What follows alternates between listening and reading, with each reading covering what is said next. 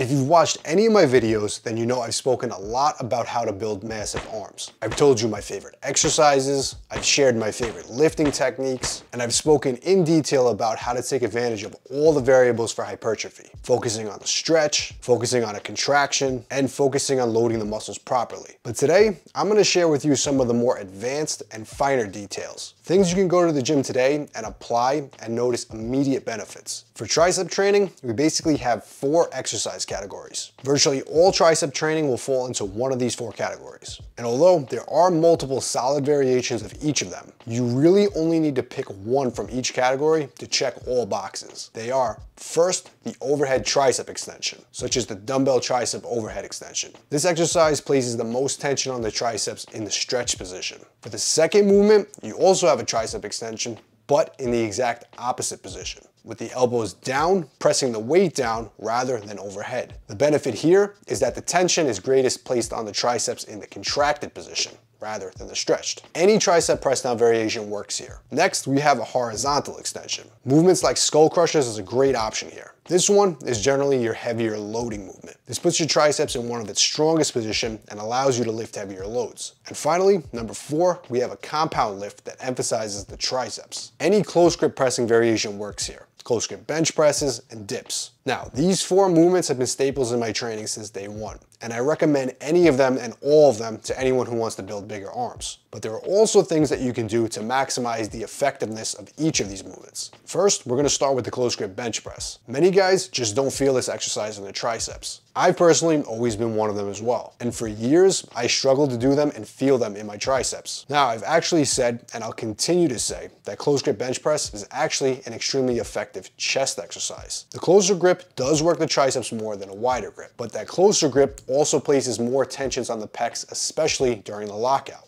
But for those of you who do this for triceps and never really get much out of the movement, the number 1 reason for this is likely that you start with this exercise. Walking into the gym fresh and loading up a bar on a movement that not only trains the triceps, but also the pecs and the delts, that's going to result in those bigger, stronger muscles assisting and taking over the lift. But now, let's say instead you first train your press downs, your skull crushers, and your overhead extensions. Your triceps are now already pre-fatigued. And now, if you go and train that close grip bench at the end of a session, the triceps are going to be your weak link for sure, and they will likely fail and even fatigue even with the assistance of the chest and the delts. Another great way to do this is simply place your close grip bench pressing on chest day. You'll still do your direct arm work on a separate day, and if I'm training arms on its own day, my arm day will have all the isolation movements for triceps, but my chest day will have the close grip variation. It's still a tricep exercise, but we're actually doing it at the end of chest day. To the average gym goer, this might not sound like it's going to make any difference, but if I'm starting my chest day with a close grip bench,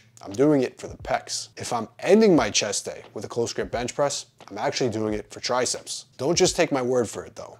Go in the gym today, do an entire chest workout, then finish off a close grip bench press. Or better yet, do an entire tricep day. Do all your isolation workouts and then do close grip press. Now tell me your triceps aren't more pumped and more fatigued when doing it at the end of your workout rather than before. Tell me your mind-muscle connection hasn't improved as well. But now let's talk a little bit more about isolation movements and how to improve them. As a staple, I always start my tricep workout off with some type of tricep press down. Again, this is a movement that focuses on a hard contraction of the muscle. You want to take advantage of this first and early in the workout. Number 1, because the tension is highest in the contracted position, making it one of the most joint-friendly option on the elbows, and also serves as a great warm-up for the triceps. But you want to focus on this hard contraction of the muscle before there's so much blood flow to the area and so much fatigue. Think about the hardest leg workout you've ever done. Your quads are probably so pumped with blood, it's almost impossible to walk down a flight of stairs without holding on. But let's say you wait an hour after that session. The blood is gone, the lactate is cleared. Now you can walk fairly normal. That's because all the blood has left the muscle. You now have your normal range of motion back. But what if instead of waiting this period of time,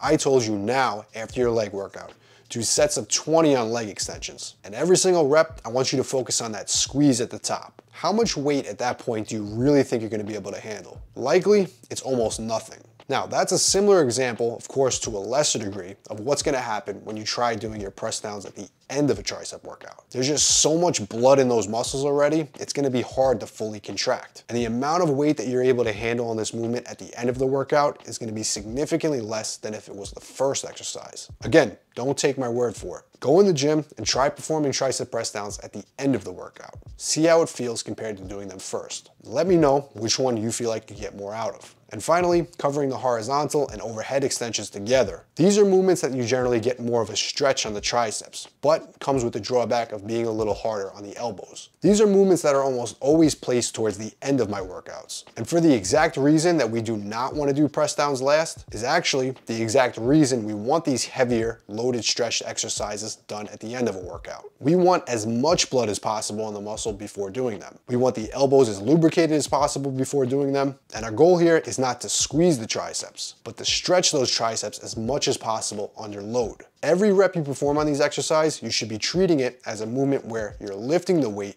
just so you could lower it again and stretch it under load. You're literally focused on stretching those triceps as deep as you can safely, then extending that weight back up to the top to do it again. Now, if you're trying to deep stretch those triceps without a lot of blood in the muscles already, that's gonna be something that could lead to injury, and it's generally when you hear guys complain about elbow issues. So if you're having any issues with these movements, try applying these techniques to your tricep training and see if you get more out of the movement. And if you want the exact programs that I personally recommend to build muscle using proven old school bodybuilding methods, all my old school mass gain programs are down below. And as always, if you want to see more of the best original bodybuilding content just like this, make sure to hit subscribe.